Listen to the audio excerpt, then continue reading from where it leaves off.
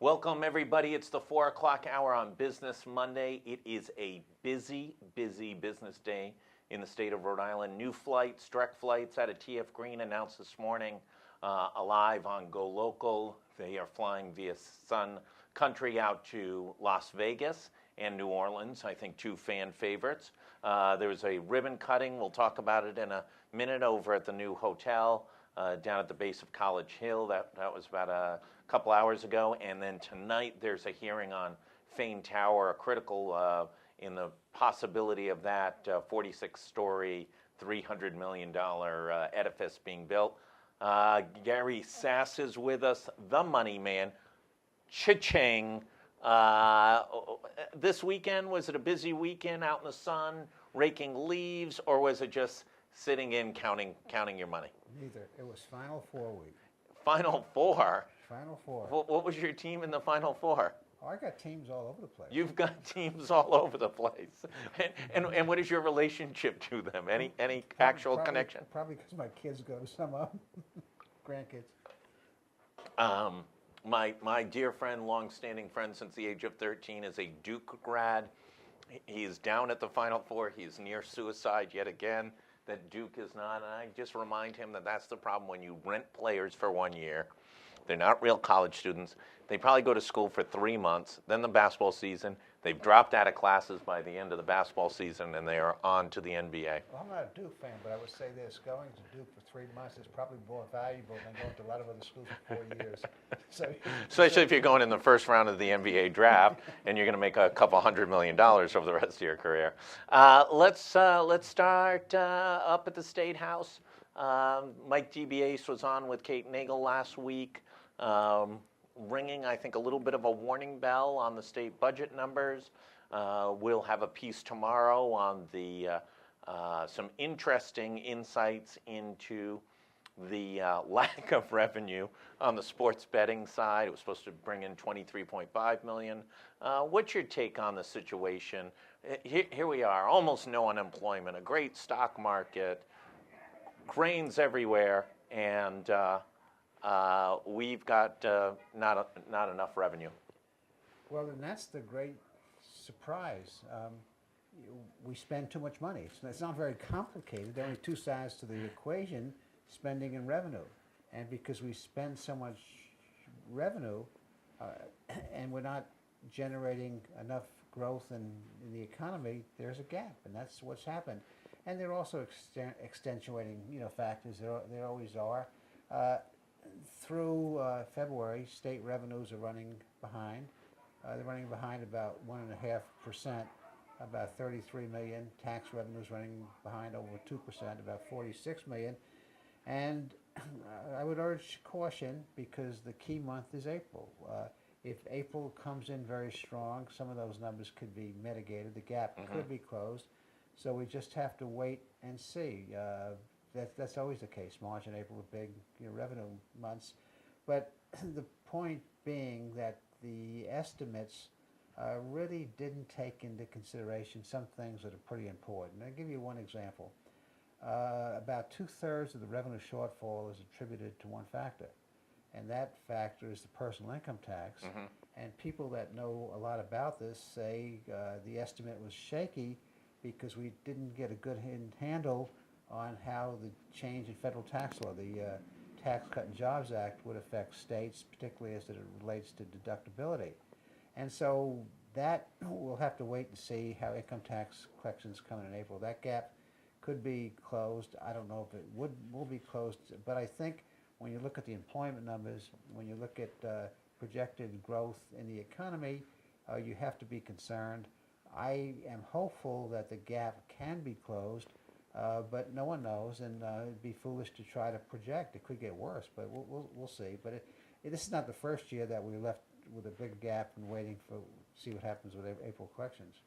So one of the additional challenges, maybe, we had one of the leading representatives, partners from one of the leading CPA firms in the state of Rhode Island, where they're giving guidance to all their corporate clients to take the extension off till the later part of the year. That's further going to create some complications. People aren't going to make payments till late into next Well, yeah, de facto. that's a cash problem. That- It's a cash flow problem, right? And but it's also going to further delay an understanding of exactly where everybody is. And I think that's really the biggest question. Well, there's a much bigger that's part of the question, but there's a much bigger issue. This budget is one of the weakest budgets I've seen in 40 years of watching budgeting put together. So we know a couple of things about this budget. We know three things about the budget. We know there was proposed to be a significant number of revenue and fee increases. We know that significant out-year budget deficits were projected. And we know that the governor kind of ignored it and recommended, at least in the general fund, spending grow by twice the rate of inflation. We had 200 new jobs. So there was a disconnect. And when you do that kind of budgeting, any factor, it could throw you off, even if it's small. And so I think it needs to be put in perspective. Assuming that tax revenue stays below estimate, it was 2% below estimate. It wasn't 5 or 10% Right. below estimate. It's not good, it's tough, but we've created an but a fiscal environment where we cut things so close to the bone, where we're not cognizant of what our ability and capacity is to support programs, and yet we recommend more spending and more spending and more spending.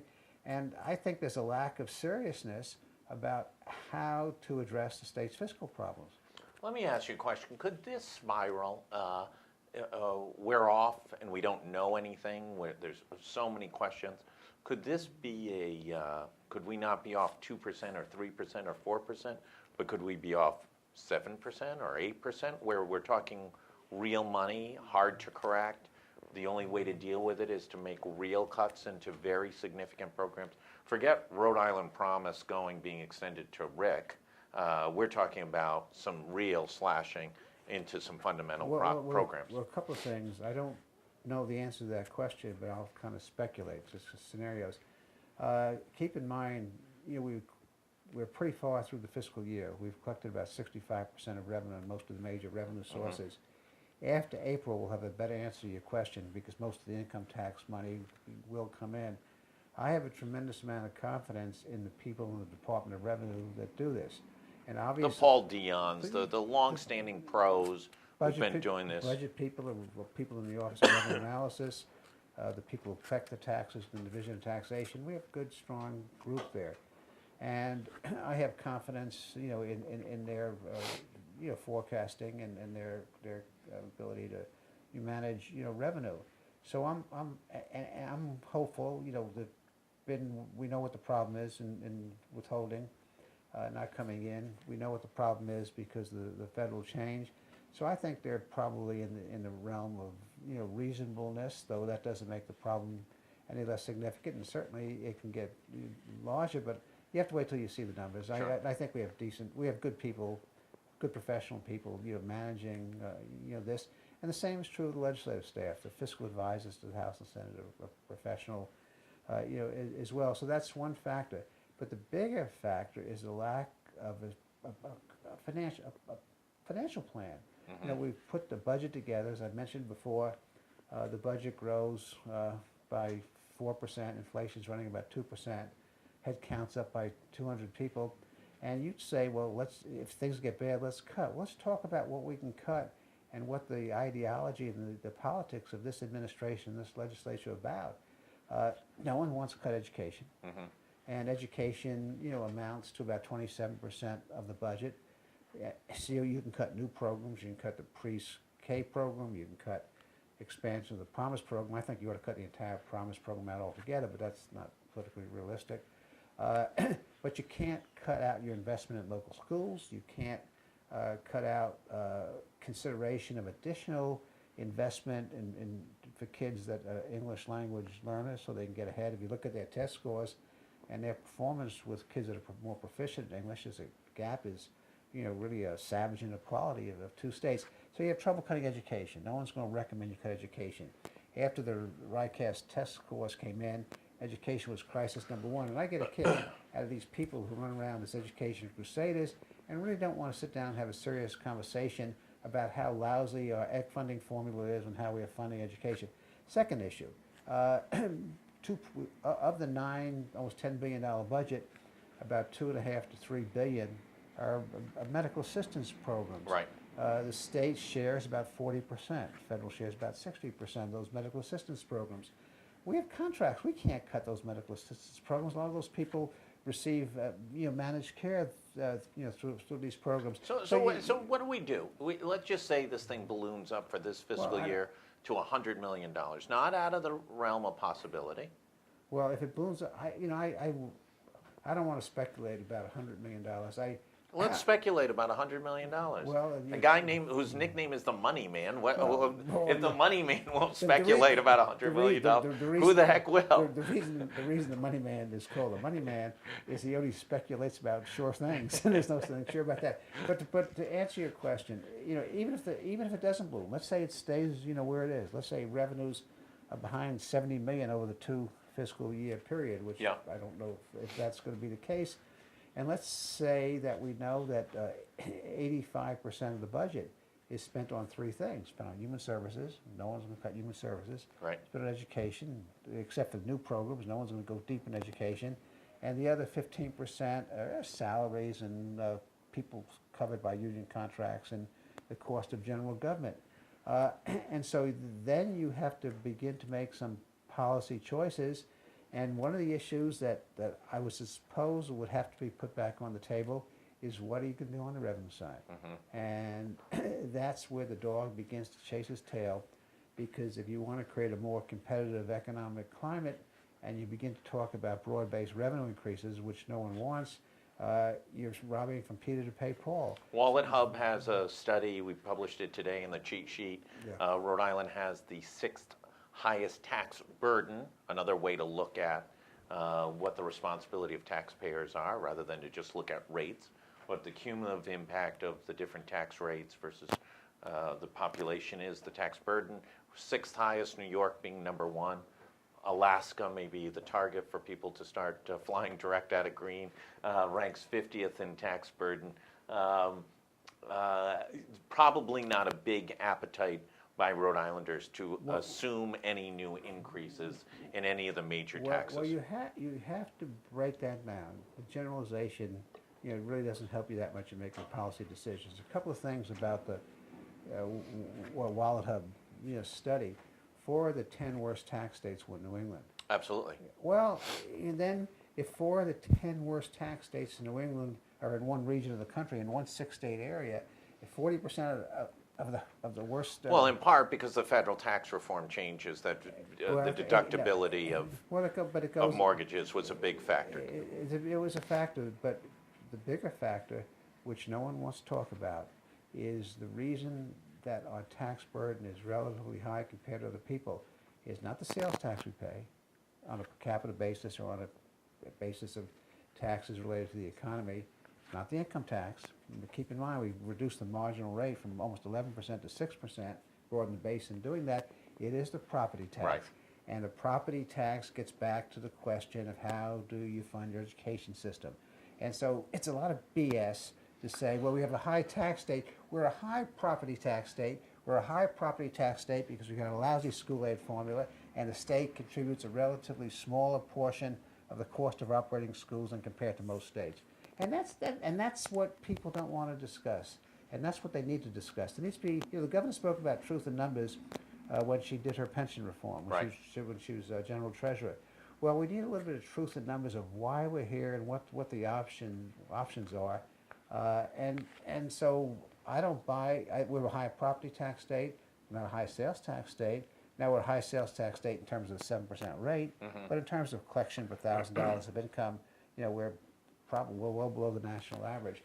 So it's complicated, and we have people that jump to these simplistic conclusions. Well, speaking of simplistic conclusions, let's go to simplistic failure. You talk about high property tax rates. High property tax rates, in the case of Providence, are not being used to pay for pension obligations. Providence's pension obligation is about $1 billion. It's OPEB, health care, et cetera. Other retirement obligations are about another $1 billion. Fix up the schools is another $600 or $700 million. Mayor Alorza had a proposal I think he was the last one to find out that it was dead, but last week he pulled it off the resuscitator. He must have gone swimming in the Situate Reservoir. It must have been cold. He's out there by himself. He realized that that proposal was dead. That the proposal was to monetize the Situate Reservoir, which provides about 60-something% of Rhode Islanders with their drinking water. No one wanted to hear it from him. He wanted to use the money to address the massive unfunded liability that faces the city of Providence. You're the grand guru on these things. What in God's name does Providence do to deal with its long-term financial obligations locked in on OPEB and on pensions? Well, there are three things you can do. You can't sell an asset. You can't monetize an asset. That's never a good idea to meet operating costs by selling your assets. Okay, so you have to look at the outflow, and there are two things about the outflow. One, we have contractual obligations to pensioners. The second is we got to begin to negotiate, with the unions and get givebacks as far as pension benefits are concerned. Okay, but he didn't just get elected to his first term. He's now in year 5. Yeah, but I'm not. These obligations aren't a surprise. But I go back. Somebody didn't just pop into his office. Mayor, I've got some bad news. I just learned we owe $1 billion in unfunded pension obligations. I think he fits the long tradition of mayors of Providence. I'm going to get through this the best I can, and I can't afford to increase. That is also why there's a rich history of Providence mayors, other than David Cicilline, almost bankrupt the city, having not long after political careers. Well, we had one mayor that made a comeback, our friend. Yeah. But no, so that's the issue is you have to get some of the money from the payout. You have to get givebacks from the unions. You have to see if you can negotiate some givebacks that are contractually provided for. You have to determine how much management authority you have to reduce pension benefits going forward, which won't solve the problem today, but that's the first point. Yeah. The second point, and I think the city may have done this, you can't get out of this mess in 1 year or 2 years. Most people put together, a 20-year or 25-year get well plan. And that get well plan includes reduced benefits and includes increased revenue. And the third part, and I feel like a one-horse song pony on this thing. When I look at the amount of money the city of Providence gets from the state, and I am not one to say we should just dump more state money into Providence, because I had to walk 2 or 3 blocks to get here, and I'm not sure how wise that investment always would be, but it gets back to the share of education, being funded by the state. And so if you could get the state to adopt a more aggressive role, which would be very hard based on our previous conversation, to fund schools, you could then begin to use some of that property tax dollars. And then the other option, which I don't believe in, but you will hear this floated now, is when do you get to a point of some kind of extraordinary financial plan, like having a master come into the city, or a receiver, declare bankruptcy, which you can't declare without the state's permission, and the state's not about to give their permission. And I'm not sure it's a good idea, because there are reputational risks when you do that. But at a certain point, as pension spending to support pension obligations, it takes an increasing portion of the budget, and it takes money, it freezes money out of schools and public safety. Then you have to look at the Grim Reaper. But let's talk about, let's revert back to the beginning of this entire conversation about the state budget. We're in pretty good times. I mean, this is growth. What is it, 3% GDP growth in the fourth quarter in the United States? We're talking about a period of time of increased wages, low unemployment. People have some money, they pay their property taxes, they're able to do some things. We should legalize marijuana soon so people will feel better. But now look at the real numbers of Rhode Island. Now, it's easy to get caught up in the national numbers. It's easy to get caught up in the regional numbers. It is true. Record number of Rhode Islanders are working. And it's true that our unemployment rate is at the national average right now. 4%, 3.9%. Yeah, so we're basically at full employment. But it is also true that in the last quarter of 18, our state product grew by 0.2%. Nationally, it grew by 2. Well, but that's exactly my point. My point is we've just gone through a 9-year recovery from the bleakest period of time since the 1930s. We've been in a growth period. This isn't going to last forever. No, but We're going to have a real recession. No, there are fundamentals that are hard to address. They're easy to point out, hard to address. And so we have an economic development theory, strategy, or I don't think it's a strategy, but an economic development program that's very transactional. And so we're using what other states use as tax incentives and incentives to get people to do real estate, to build things. At the same time, and this is why you get into the problem, we're one of the lowest states in terms of population growth. The old theory is if you don't have people, you don't have economic growth. We don't have people. We haven't got any new people. That's a reality. It's a reality that the number of Rhode Islanders working hasn't come up to the level it was in 2006, though we have made progress. It's reality that the number of payroll jobs in Rhode Island has been flat for the last year, probably down a little bit. Those are the realities that we're dealing with, and for some reason, when you go So what's the reality going to be, though, when we go into a recession, a real live recession? Well, the reality is going to be... Is it catastrophic? I don't know, because you might argue that, yes, some people argue, first in, last out.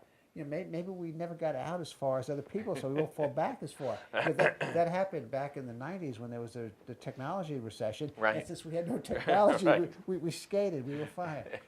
You asking me... We had the same number of Burger King jobs as everybody else. Yeah, I could just...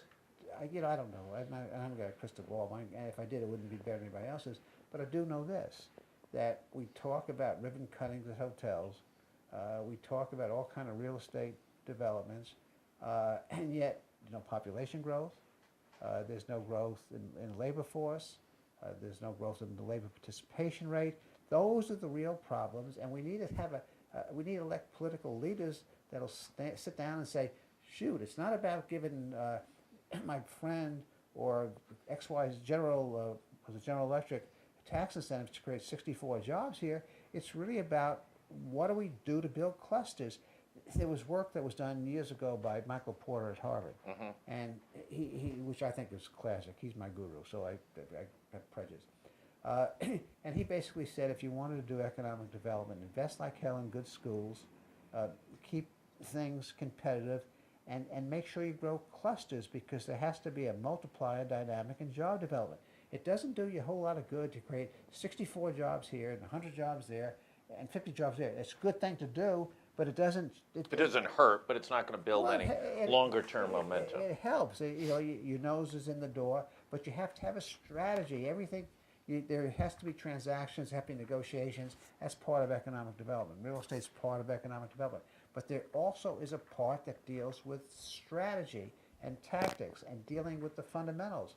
And, if you put a few $1 million into a good program like the Wavemaker program, and 100 kids or 1,000 kids or 5,000 kids can stay here because they get some forgiveness on their college loans, that is a good program. Right. That's not a game-changing program. You still haven't dealt with the fundamentals, and that is what I think is politically lacking in this state.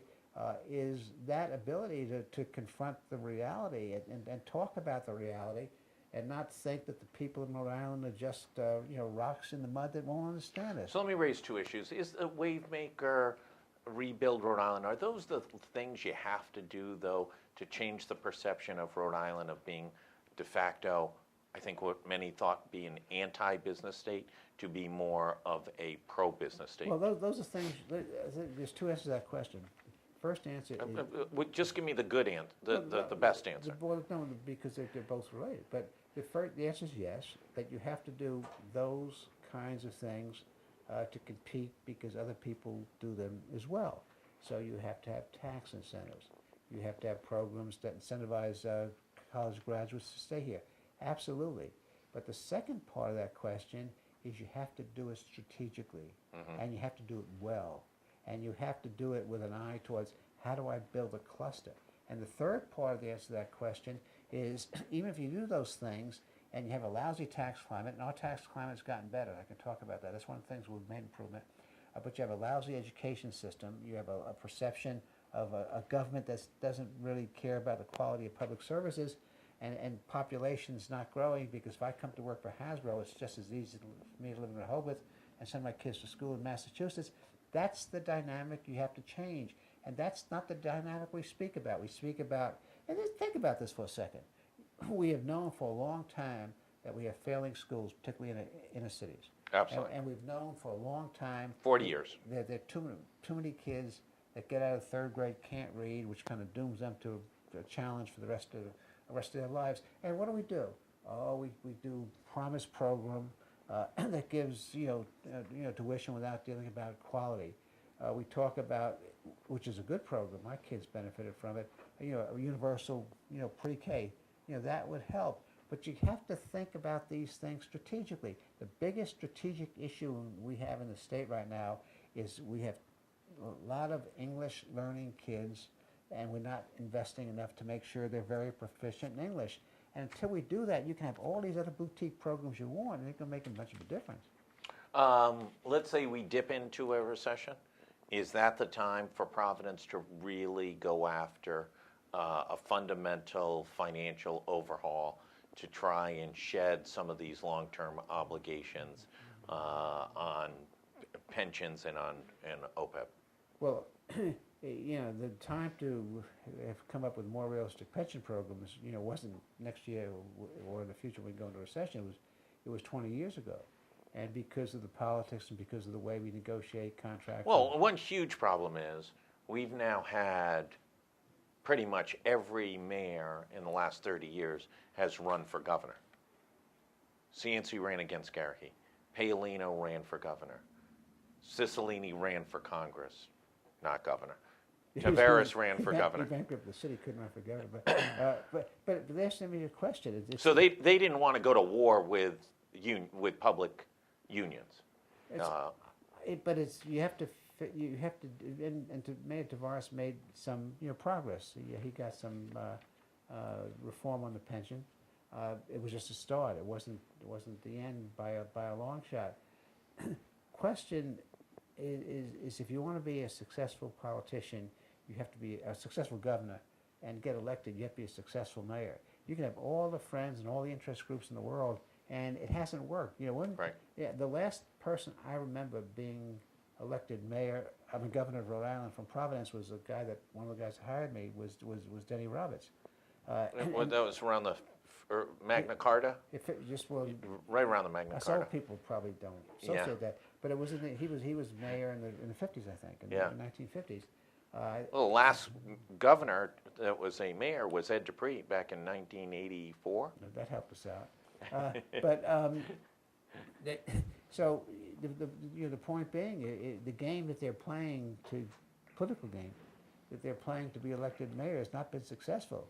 And you know the definition of insanity, don't you? Keep doing the same thing and have an expectation of a different result. And so if there was a mayor who was viewed as being tough, taking some chances, solving the problem, restructuring, I think you'd get a hell of a lot of votes out there. Yeah. The other issue too, and you can't separate the state from the city of Providence. And I've spoken before about the inadequacies in the way we fund education, particularly in some of the urban communities. There are also other issues of governmental efficiency and effectiveness that the city can't be a self-starter because it has to work with other cities. And I'll give Congressman Cicilline his due on this one. When he was mayor, he spoke about a metropolitan public safety district, which is very you're not talking about consolidating in metropolitan governments. It's very different. But if you had a metropolitan public safety district, and I don't know what the boundaries would be, but North Providence and maybe part of Johnson, part of Cranston, and Providence, just think of how more efficiently you could use resources, how you could negotiate contracts. So, but that city can't do that unilaterally, and no city is going to do that unilaterally. You need state leadership saying, no, we have to look closely at a metropolitan fire district because the target is to improve coverage and to reduce costs by X%. No one's having that conversation. No one's setting the target. It's always a problem where mayor can't deal with one union. Well, the fact of the matter is, if you study labor management negotiations, if you have two unions negotiating with 38 management entities, the two unions always win. Last question, maybe the most important question of the day. Who wins tonight, Virginia or Texas Tech in the NCAA College Basketball Championship? Well, whatever I say is going to be wrong. I have grandkids that go to UVA, but I think Texas. I think this is Texas Tech's year. You're going Texas Tech? I do. Grandchildren, beware. Well, I'll be in trouble. Thanks everybody for tuning in. Gary Sasse, as always, the money man, a wealth. Got that? A wealth of knowledge. Both on the state and Providence budgetary issues. Tomorrow we'll be back. Actually, stay tuned. I think Kate Nagel will be live in the next couple minutes up at the public hearing on Fain, probably in the next 5 to 10 minutes as the design review in the city of Providence begins that process. We're in year 3 of the proposal to build a $300 million 46-story luxury apartment complex. Be back tomorrow. Kate Nagel's got the 4 o'clock hour. Thanks everybody for tuning in. Stay tuned 24/7. Stuff